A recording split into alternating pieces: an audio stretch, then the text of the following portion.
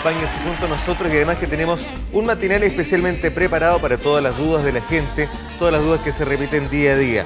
Vamos a hablar de la educación y que obviamente a todos nos tiene bastante preocupados, en el fondo cómo vivimos este proceso, y es por eso que estamos en contacto con Alejandra Arratia, directora ejecutiva de Educación 2020. Alejandra, muy buenos días. ¿Me escuchas, Alejandra? Hola, Alejandra. Yo lo escucho perfecto. Yo la escucho perfecto, también ahí muy sí. bien, Mario. Ahí sí, que no la escuchaba. Alejandra, bienvenida, te saludo también. ¿Quién es Santana que está con nosotros? No, Hola, sí, Alejandra y yo nos hemos hecho amigas aquí hablando por el Skype. Me imagino, usted tiene esa facilidad, tiene ese don, mi Me querida ayudó Kenia. a ordenar la casa y todo, está perfecto. Oye, nos faltó solo compartir recetas de cocina. Oye, Alejandra, muchas gracias por destinar estos minutos a nosotros, aquí a tener contigo. Y hablemos de la educación porque gran parte de la población tiene muchas dudas. Acá en Chile no estamos acostumbrados y no estaba instaurada la cultura de la educación a distancia. Ahora, las clases online, que es una pregunta que se realizan muchos padres a lo largo de Chile. ¿Las clases a distancia, las clases online, pueden asegurar una educación de calidad? Las clases online de modo permanente, claro, es distinto, ¿no? Y yo creo que también tenemos que bajar la expectativa en este momento, qué es lo que queremos asegurar, ¿no? Claro. En este momento estamos en una situación de crisis, de pandemia, de preocupación, estamos todos muy como pendientes de protegernos, de cuidar a los demás, de ayudar a que la enfermedad avance lo menos posible, ¿no? O por lo menos lentificar la forma en que avanza. Entonces yo creo que en este momento, más que preocuparnos como de educación a distancia permanente, tenemos que preocuparnos de cómo contenemos a los niños y las niñas en este contexto de crisis. Claro, pero la preocupación nunca va a dejar de estar porque te voy a decir algo, con todo yo soy una persona un poco tecnológica, me considero quizá un poquito más allá de la veraje, me gusta el tema de la tecnología e investigo mucho y sin embargo a pesar de eso no tengo en mí la plena confianza en que la educación buena se puede dar online y creo que no solo me pasa a mí, que hay muchas otras personas que también dudan de que online se pueda aprovechar y aprender todo lo necesario para aprobar un curso. Por supuesto. No, yo creo que eso tenemos que de alguna manera despejarlo más o menos claramente a juicio de nosotros de Educación 2020. Podemos generar estrategias de acompañamiento online, de formación online, pero no se puede reemplazar la experiencia formativa en la escuela por una experiencia online.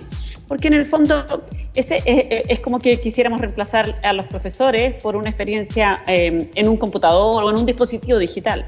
Podemos tener metodologías, estrategias para acompañar y podemos hacerlo de un muy buen modo. Y hay una oportunidad desde esa perspectiva en este momento. Pero no podemos reemplazar la experiencia formativa en la escuela por una experiencia digital, digamos, a distancia.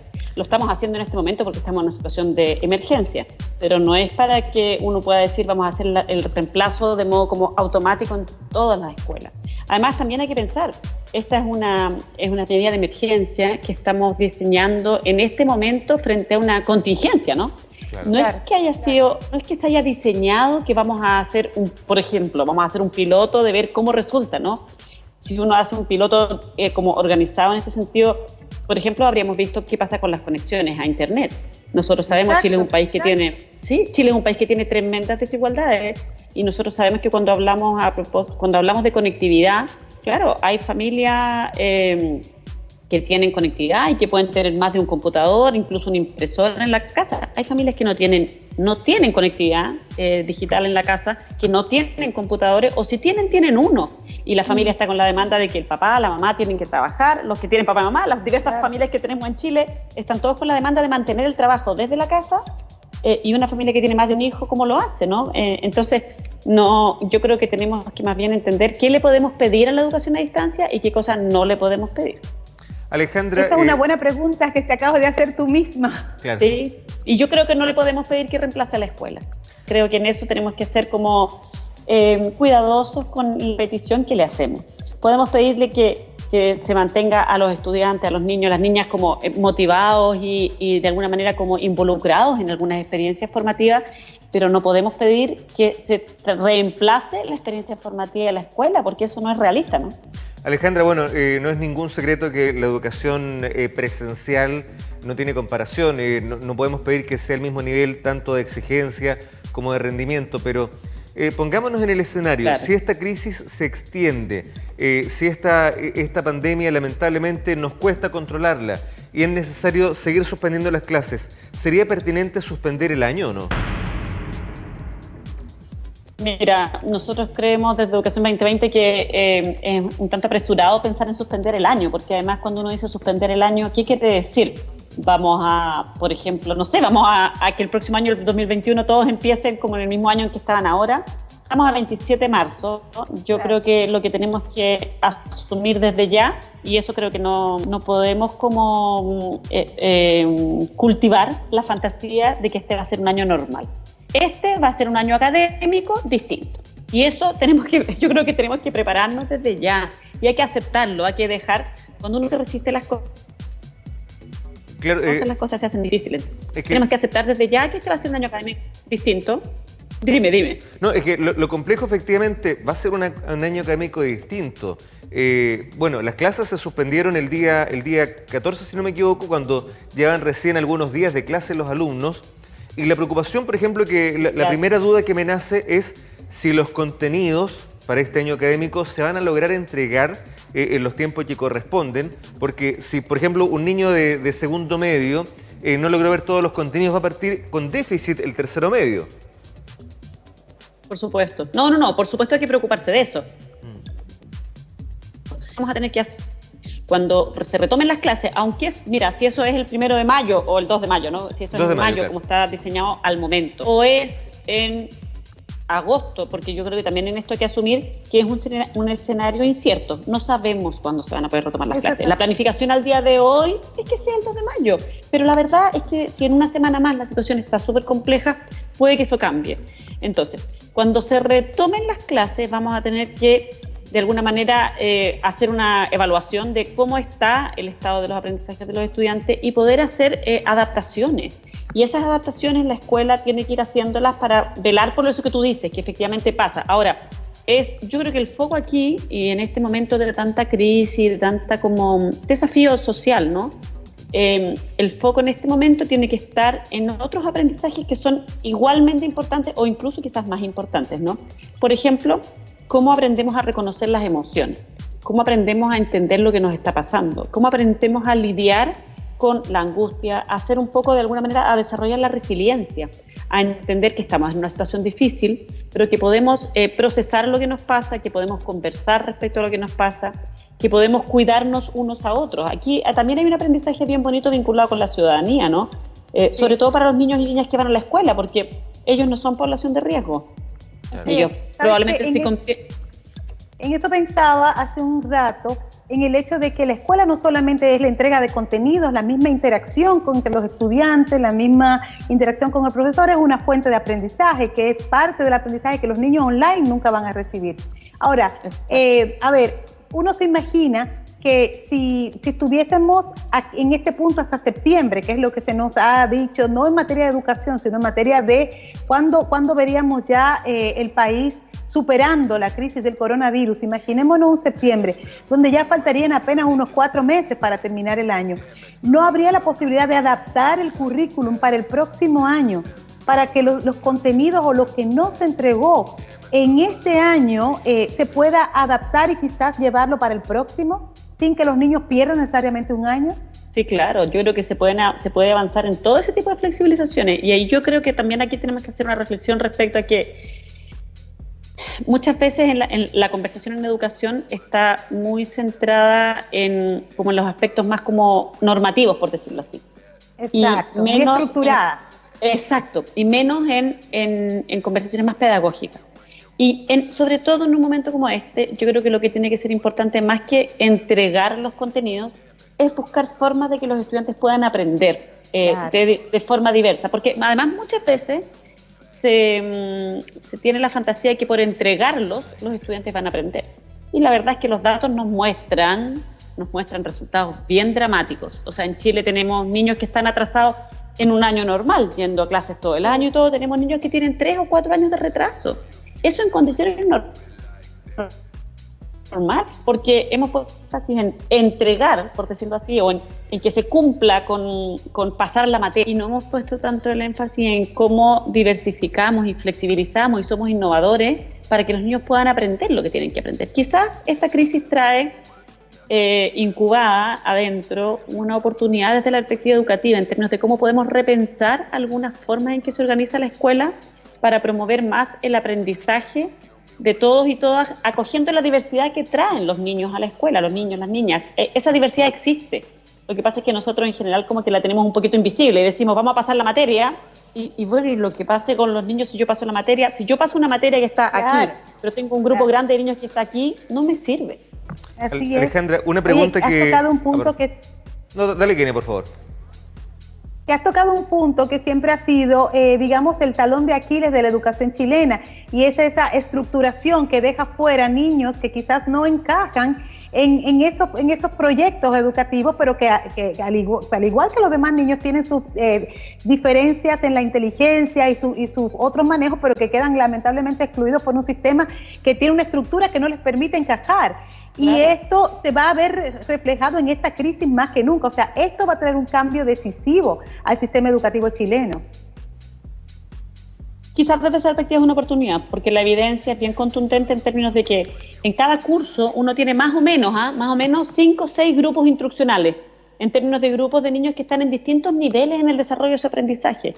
Y al partir del supuesto de que están todos en el mismo nivel, estamos partiendo de un supuesto equivocado, ¿no? Entonces quizás esta situación excepcional nos va a hacer repensar algunas cosas respecto a cómo tenemos una forma de aproximarnos a la experiencia pedagógica que sea más flexible y que permita de alguna manera abordar lo que los especialistas, los técnicos en pedagogía, en el aprendizaje, llaman la zona de desarrollo próximo, ¿no? Cuando uno tiene una zona de desarrollo próximo que está en un cierto lugar y te ponen un estímulo que está muy lejos de eso, el estímulo se vuelve una amenaza, ¿no? Claro. Y eso muchas veces incluso genera angustia, genera frustración, genera cuántos niños que tenemos en el sistema. Piensa que en el sistema escolar tenemos en cuarto básico el 50% de los niños que sienten que hay cosas que ellos de frentón no pueden aprender. Da lo mismo que el profesor pase la materia en cuarto básico. Wow. Entonces uno dice, bueno, vamos a tener que aprender a repensar un poquito algunas características de cómo está organizado nuestro sistema escolar, y yo creo que en eso quiero pensar que hay una oportunidad, porque nos puede ayudar a pensarlo desde una perspectiva más inclusiva. De alguna manera esta pandemia, esta emergencia sanitaria nos va a ayudar a poder visibilizar más la diversidad que tenemos en la escuela y cómo desde las experiencias formativas nos hacemos cargo de dar oportunidades de desarrollo a todos esos niños y niñas, no solamente a los que están en lo que dice el promedio, ¿no? Alejandra, una interrogante que me nace. Tradicionalmente los estudiantes de cuarto año de enseñanza media finalizan su año escolar por ahí por el mes de noviembre, tengo entendido, un poquito antes que el resto de los alumnos. Ya contamos con este desfase porque estamos en un año, como lo hemos señalado, que es atípico, un año distinto, un año un poquito complejo. ¿Qué va a pasar con los alumnos de cuarto medio? Probablemente los alumnos de cuarto medio van a salir también después, probablemente vamos a tener un año, además hay otra variable para esta generación de cuarto medio, ¿no? Que es que este año la prueba de selección universitaria va a ser una prueba de transición, claro. Va a ser una prueba distinta. Entonces probablemente la fecha de esa prueba va a ser un poco después, no va a ser en la misma fecha en que ha sido siempre, va a ser más bien parecido como a este año. Correcto. No sé si el 6-7 de enero, pero va a ser un poco más tarde. Y lo que vamos a tener probablemente es que los temarios de la prueba van a ser súper relevantes para ayudar a los estudiantes a preparar esa prueba, que es la única en Chile que tiene prueba estandarizada, digamos, que tiene consecuencias individuales para el futuro de los jóvenes, ¿no? Entonces, bien importante. A ver, hay una pregunta que te quiero hacer acerca de la labor de los papás o de los tutores o los apoderados en este sistema de educación online. ¿Cómo pueden quizás convertirse o tener un rol más protagónico para poder quizás superar aquellos baches donde la educación online no llega, no llena? Me imagino que también podrían los papás aportar muchísimo en este aspecto. Sí, mira, yo creo que lo principal para los papás, bueno, yo también tengo hijos, ¿no? Y uno ve, ¿no?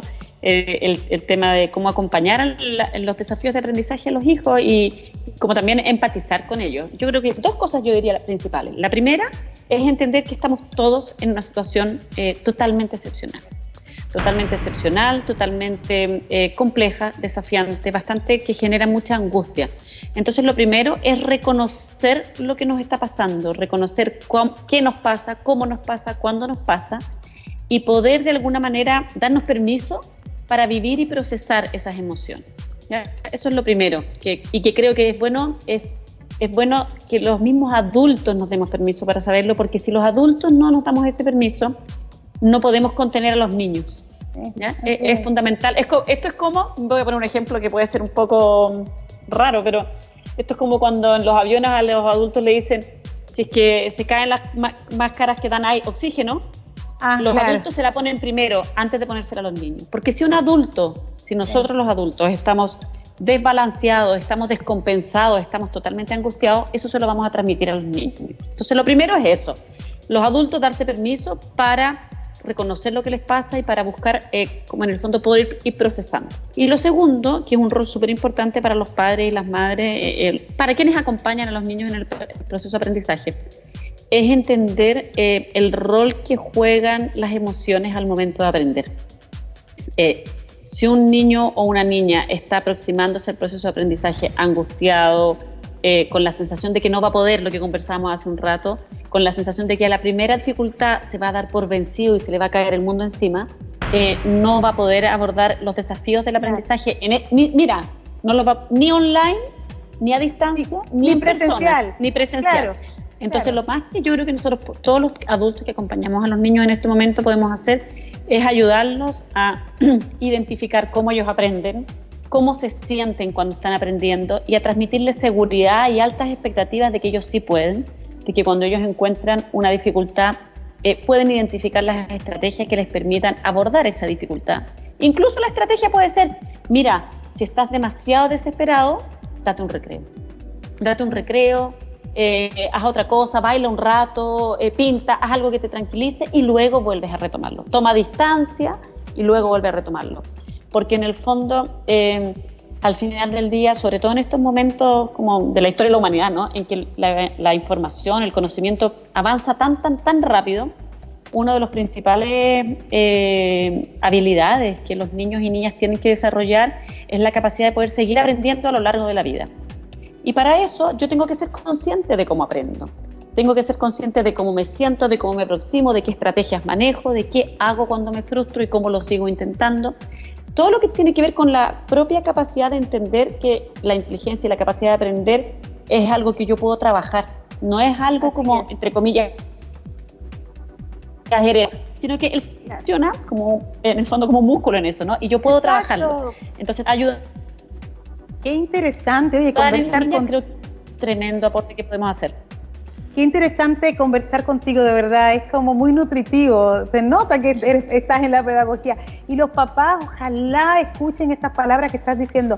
El niño no es que herede la inteligencia del abuelo, esto es una cosa que se ejercita y se trabaja. Hay un sistema, que es el sistema reticular que está acá, y hay una cosita allá atrás que se llama la amígdala, que cuando eso se estimula, exacto, cuando la gente se siente contento, aprende, cuando siente que va a poder, ya pudo.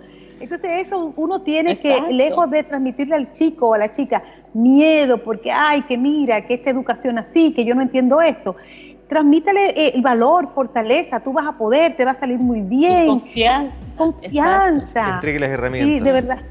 Genial. Ahora, es importante ahí ayudarlos a que tomen conciencia, hacerle preguntas. Hay preguntas, nosotros decimos preguntas estimulantes, preguntas como generadoras, preguntas que le pueden ayudar a los niños. ¿Cómo te sientes cuando estás aprendiendo? O cuando el niño dice algo, hacer contrapreguntar. ¿Cómo supiste eso? ¿Qué te ayudó a identificar que era eso? ¿Cómo fue que lo pensaste? Y también identificar, bueno, ¿cómo te sientes cuando estás frustrado? ¿Qué crees que te podría ayudar ahora?